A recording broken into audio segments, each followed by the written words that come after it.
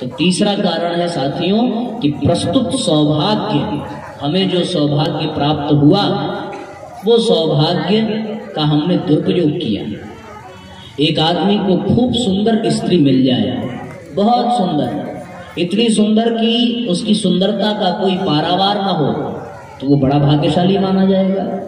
पूरे दुनिया के लोग, उसके इष्ट मित्र, यार सब यही कहेंगे, यार तो बड़ा भाग्यशाली है, बड़ी सुंदर बीवी मिली। अब उसको सौभाग्य मिला। अब यदि वो सौभाग्य का सदुपयोग करे तब तो वो बीवी उसके लिए देवी बन जाएगी, और यदि वो सौभाग्य का दुरुपयोग करे तो वो बीवी समस्या का कारण बन जाएगी। होगा कि नहीं होगा?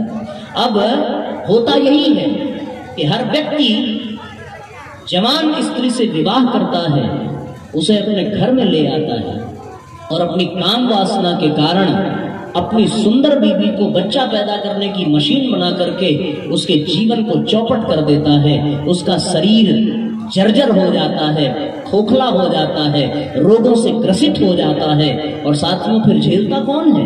फिर आपको ही उसके रोगों को लेकर के दर दर भटकना पड़ता है। ये साथियों क्या प्रस्तुत सौभाग्य का दुरुपयोग नहीं था? था कि नहीं था? भगवान ने इस दुनिया में ऑक्सीजन बना करके भेजा और ये कह दिया कि वृक्ष लगाते रहना तो ऑक्सीजन मिलता रहेगा, और वृक्ष काटोगे तो ये धरती प्रदूषण से भर जाएगी। हमने इस सौभाग्य का दुरुपयोग किया, हमने वृक्ष लगाने के बजाय वृक्ष काट डाले, और आज ऑक्सीजन के लिए, शुद्ध जल के लिए, शुद्ध हवा के लिए तरसना पड़ता है, तड़पना पड़ता है। तो साथियों, क्या ये सौभाग्य का दुरुपयोग नहीं था? आप बताओ। भगवान ने हमें सुंदर शरीर दिया, और इसलिए सुंदर शरीर दिया कि हम इस सुंदर शरीर से धर्म का कार्य कर सकें, इस सुंदर शरीर से आत्मा का उत्थान कर सकें। लेकिन हमने नशे में, हमने व्यसन में, हमने वासना में, हमने बुरी आदतों में इस शरीर को नष्ट कर दिया, भ्रष्ट कर दिया। और जवानी समाप्त होने के बाद जब बुढ़ापा आया तब ये एहसास हुआ कि काश हम भी अपने जीवन को धन्य बना पाते। तो क्या ये जीवन आपका, ये सौभाग्य का आपने दुरुपयोग नहीं किया? ऐसे ही जो भी सौभाग्य मिले इंसान को, उस सौभाग्य का इंसान ने दुरुपयोग किया। मैं आपको बता रहा हूँ, अभी ये शिक्षा मित्र वाला चल रहा था, शिक्षा मित्र वाला, हमारे एक टीचर थे इंग्लिश के, जीवन भर ऐसे ही पढ़ाते गए और पता चला शिक्षा मित्र वालों को नौकरी मिली, उनकी तनख्वाह हो गई साहब 45,000 रुपये महीने। अब वो पाने लगे, उन्होंने कहा अब तो फिर क्या पूछना, अब तो हमें 45,000 आ रहा है। और साथियों, जिंदगी का खेल बड़ा सुहाना होता है। उनके बेटी की शादी हुई, और शादी में अब वो साधारण शिक्षक नहीं थे, अब वो 45,000 वाले थे। धूमधाम से शादी की, जो नहीं करना चाहिए था वो भी किया। और जैसे ही शादी बीती उसके 1 महीने बाद पता चला कि शिक्षा मित्र वालों की नौकरी फिर से छीन ली गई। भैया जहाँ थे वहीं फिर से चले गए, न जाने कितने कर्ज में डूब गए। तो इसका क्या अर्थ है? इसका अर्थ ये है कि जीवन में जो सौभाग्य हमें मिला है हम उसका सदुपयोग करें। यदि हम सदुपयोग करेंगे तो वो बढ़ेगा, और यदि हम दुरुपयोग करेंगे तो वो घटेगा। हम धन अगर पाना चाहते हैं तो धन का सदुपयोग करें। जो पाना चाहते हो, जो बढ़ाना चाहते हो अपने जिंदगी में, आप उसका सदुपयोग करना प्रारंभ कर दो। आपको मैं सत्य बताऊं, ये संसार का नियम है। क्या नियम है? कि जो पाना है आप उसको देना शुरू कर दीजिए, और बदले में आपको 10 गुना मिलने लगेगा। और न विश्वास हो तो चले जाओ स्टेशन पे और किसी को बिना कुछ कहे एक बार गाली दे के देखो, आपको बदले में न 10 गालियां मिल जाए तो कहना। स्वाभाविक है, ये प्रकृति का नियम है। और विश्वास ना हो तो कथा खत्म होने पर किसी को एक तमाचा मार के देखो, न बदले में 8-10 पड़ जाए तो कहना। ये प्रकृति का नियम है। जो चाहिए आपको वो देना पड़ेगा, और बदले में आपको 10 गुना मिलेगा। ये नियम है। आप जमीन में खेती करते हो, अभी आप लोग गेहूं की फसल काट रहे हैं ना, तो आप याद करो जब आपने गेहूं की फसल बोना शुरू किया था तो थोड़े से बीज ही बोए होंगे, लेकिन आज उसके कई गुना आपको फसल प्राप्त हो रही है। ये प्रकृति का नियम है। आप जो बोओगे थोड़ा सा ही आपको 10 गुना बढ़ करके मिलेगा। तो इसलिए साथियों, आप अपने सौभाग्य को बढ़ाना चाहते हैं तो आप अपने सौभाग्य को सही काम में लगाइए, आपका बढ़ता चला जाएगा। और आपने यदि उसका दुरुपयोग किया तो आपका घटता चला जाएगा, समाप्त होता चला जाएगा। जिन जिन लोगों ने सदुपयोग किया उनको बढ़ता चला गया, और जिन जिन ने दुरुपयोग किया उनका साहब मिटता चला गया। तो साहब हरिंदर भैया, आप तो ये अनुभव कर ही रहे होंगे, कैसे मिली पटना में 65,000 की बाइक, सदुपयोग किया तो मिली, वैसे आगे फिर मिलेगा। तो जरा ये बीज बांटते समय इन लोगों को संदेश देते रहना कि भैया थोड़ा सा ही बीज दे रहा हूं पर बदले में फसल बहुत मिलेगी। तो एक काम करना कि इसी तरीके से बीज जो है, जैसे आप बीज का सदुपयोग करते हैं उसी तरह आप अपने गुणों का, अपने धन का, अपने व्यक्तित्व का, अपने विचारों का, सबका सदुपयोग करिए। आपका सदुपयोग होता चला जाएगा तो वो चीज बढ़ती चली जाएगी, आपके जीवन में कष्ट और कठिनाइयां समाप्त होते चले जाएंगे। तो ये दुख के 3 कारण, पहला कौन सा था? स्वतंत्रता चयन करने की, दूसरा कौन सा था? आत्मस्वरूप को भूलने की, और तीसरा कौन सा था? अपने प्रस्तुत सौभाग्य को, अर्थात भगवान ने जो सौभाग्य दिया है हम लोग उसका सदुपयोग करें। ये इंसान की बड़ी पुरानी आदत है, उसको जो मिला रहता है उस पर उसका ध्यान नहीं जाता, और उसे जो नहीं मिला रहता उसी पर उसका ध्यान बार बार जाता है। ये इंसान की फितरत है। जिसके घर में लड़का नहीं लड़की है तो लड़की का सुख उसे नहीं है, तो लड़का नहीं है और पड़ोसी को लड़का है, इस बात का कष्ट उसको बहुत हो जाता है। हमारे पास जो है हम उसमें संतोष करना सीखें, हमारे पास जो नहीं है उसका दुरुपयोग कोई मतलब नहीं है। आपको एक छोटी सी कहानी बता करके आज के इस विषय को यहीं पर विराम करेंगे, इस उम्मीद के साथ कि आप सबको अच्छे से समझ में आ गया होगा। प्रस्तुत सौभाग्य का कैसे सदुपयोग और कैसे दुरुपयोग। एक परिवार में एक बुढ़ा था, एक बुढ़िया थी, एक उसका बच्चा था। तीनों ने भगवान की आराधना की। भगवान शिव प्रकट हो गए। भगवान शिव प्रकट हो गए और उसके बाद बुढ़िया ने भगवान से आशीर्वाद मांगा कि हे प्रभु, हमें आप एकदम सुंदर नवयुवती बना दीजिए। क्या मांगा? एकदम सुंदर नवयुवती बना दीजिए। भगवान प्रसन्न हो गए, उसको सुंदर नवयुवती बना दी। अब उसके पति की बारी आई। पति अपनी पत्नी से बहुत चिढ़ता था। उसने सोचा ये तो जवान बन गई, मैं तो बुढ़ा ही रह गया, ये जवान बन गई, मैं बुढ़ा रह गया, जीवन भर ये कष्ट देगी। पति ने भी भगवान शिव से आशीर्वाद मांगा कि भगवान इसको एक आंख से कानी बना दो और एक पैर से लंगड़ी बना दो। भगवान प्रसन्न हो गए, बोले ठीक एवं मस्तु। देखो प्रस्तुत सौभाग्य का कैसे दुरुपयोग होता है। उसके बाद लड़के का नंबर आया। लड़के ने भगवान से की प्रार्थना की कि प्रभु हमारे माँ बाप जैसे थे आप उनको वैसा ही बना दो और कुछ नहीं चाहिए। तीनों के जीवन में आशीर्वाद लेने का सौभाग्य मिला, पर तीनों ने अपने सौभाग्य को गंवा दिया।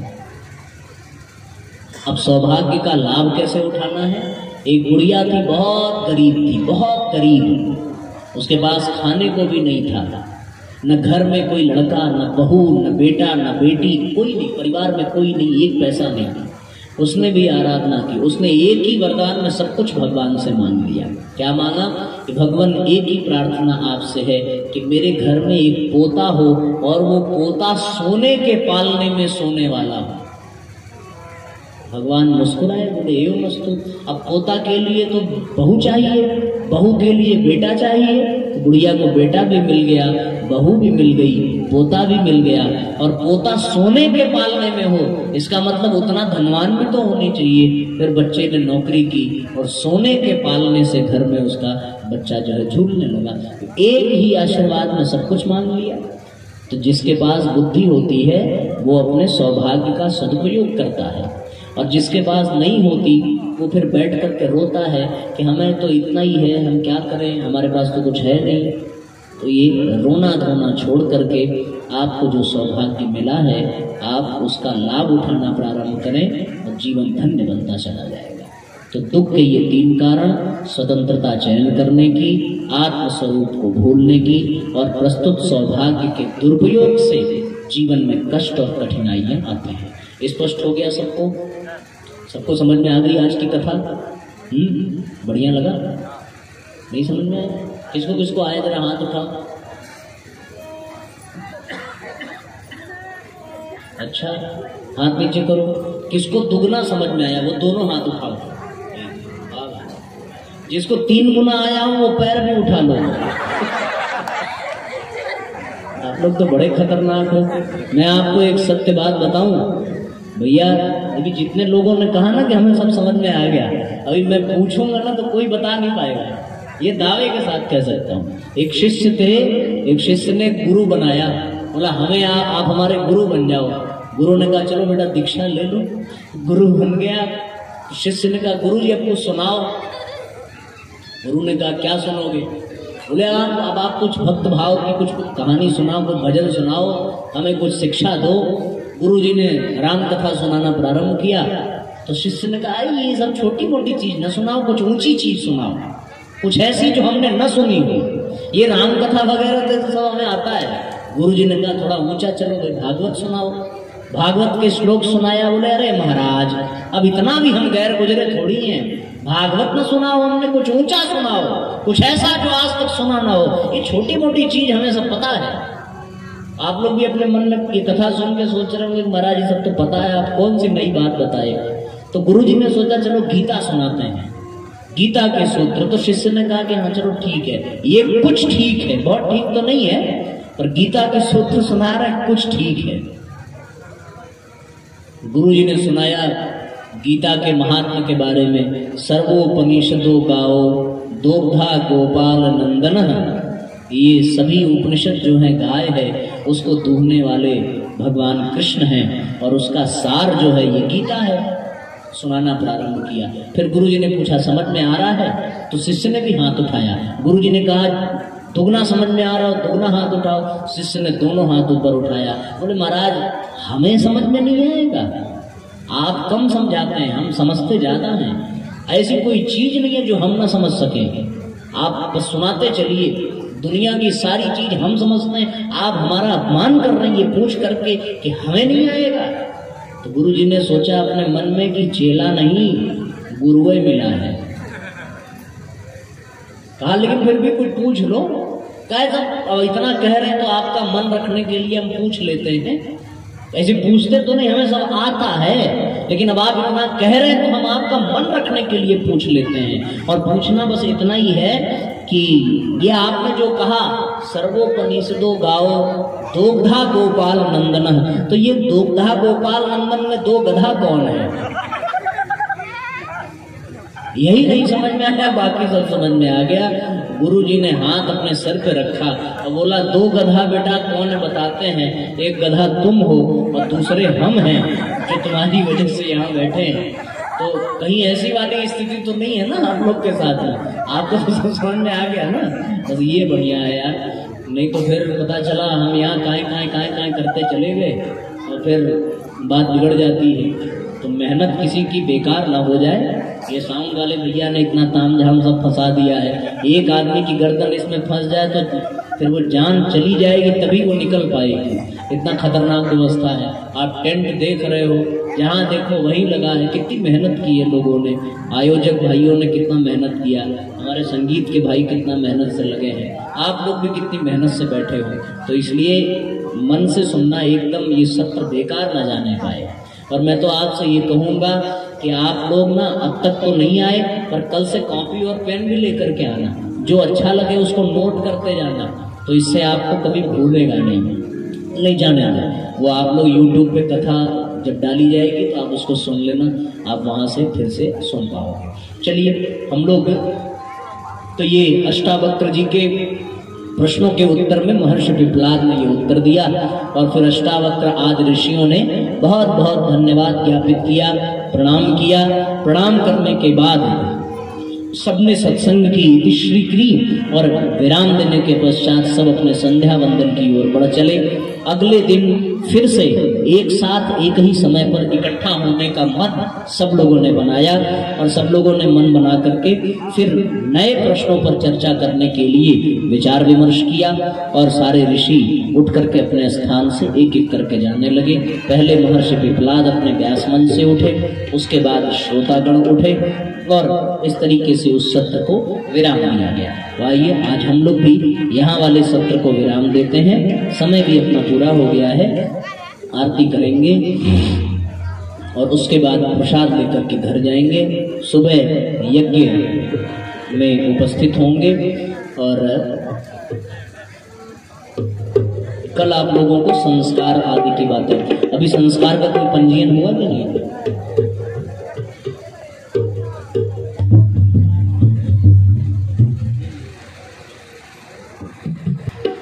चलिए साथियों, तो हम लोग जो है संस्कार परंपरा पर भी बात करेंगे।